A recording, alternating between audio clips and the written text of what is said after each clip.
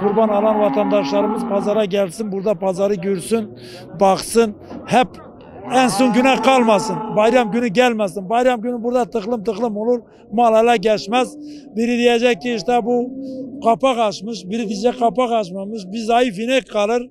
Ama gelin pazarı görün, pazarlığınızı yapın. Yine istediğin zaman alın. Fiyatlar şimdi normal fiyatlar. Tabii ki devamlı pazarda devamlı kurbanlık kasabın sattığı fiyata kurban alırlardı. Ama şimdi kurbancı öyle düşünmüyor. Kurbancı diye ben köşeye saklanam. Belki biri düşe bana ucuz verir. Buraya gelen hiçbir vatandaş malını ucuz vermez. Çünkü yem vermiş, beslemiş, emek vermiş. Ama buraya gelin fiyat öğrenin, ondan sonra malınızı alın. Besimiz var. Biz genelde evde satıyoruz. İşte birkaç tane hayvanımız kaldı. Onları getirdik buraya. Piyasa iyidir.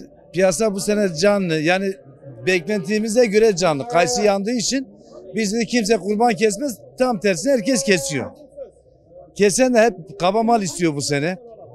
Yani vatandaşın alım gücü var çok şükür. Piyasada sıkıntı yok. Mal da var. Yetebilecek kadar malımız da var. Kurbancı da var. Geliyorlar da. Herkesin bayramını kutluyorum şimdiden.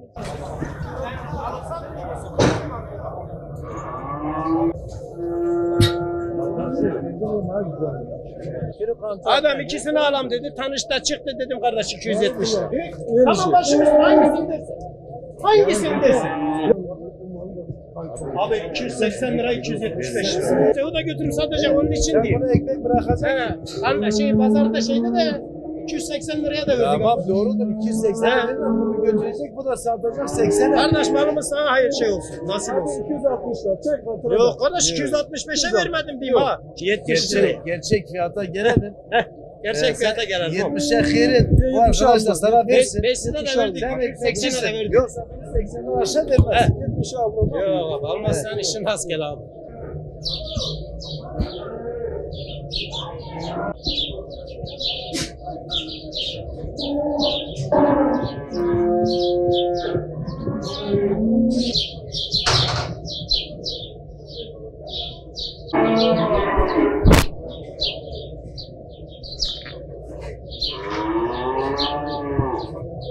Ozan Demir abi. Abi adaklı kurbanlarımız var. Yani burada yani dostlarımızı bekleriz. Piyasa normal ya. Yani kurban geldiği için millet telaşı, kimi diyor ki sigara mı gireyim, kimi diyor ki küçük baş mı alayım. Yani ona göre millet her kafasında bir soru işareti var. Hangisi de sığır etini seven sığır etini alır. Büyük baş, küçük baş etini seven küçük baş alır. Küçük başlar da fiyatları 13, 14, 15 civarı gidiyor abi.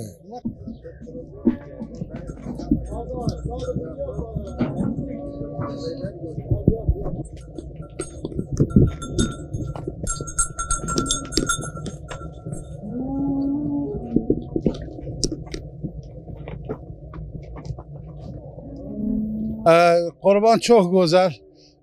Tamam bu ne bahalar yok ne bahaya tamam ha. O hoş güzel. Kurbanı geç bayramı kese. Kurbanın için. Lebo خوده. Sınav kese ben.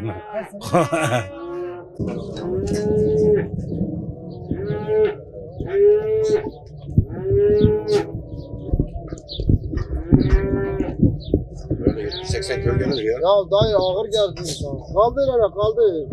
Dayı bunu 23 lira sayacağım hiç sesini etmeyeceksin. Tamam mı? 19. Dayı 19. Sana 22 lira sayacağım hiç sesini etmeyeceksin. Yok ben sen ne onu 20 lira. Tamam. Allah kabul etsin. Allah kabul etsin. Kurban bayramı yaklaşıyor Allah rızası için aldık keseceğiz. Ne kadar aldınız? 20 bin lira. Pazarlık hep etmişti. Tabii pazarlık ettik. 25 dedi 20'ye düştü. Her sene kesiyoruz. Bunu aldın. Bunu aldık. Üstüne numarayı vuracaklar, kalacak. Beyini vereceğiz. Diğerinde bayramın birinci günü getireceğiz. İşte parasını ödeyip götüreceğiz.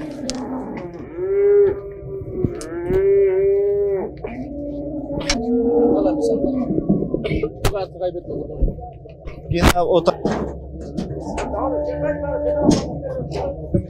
Nerede kavurma abi? Neymesin abi?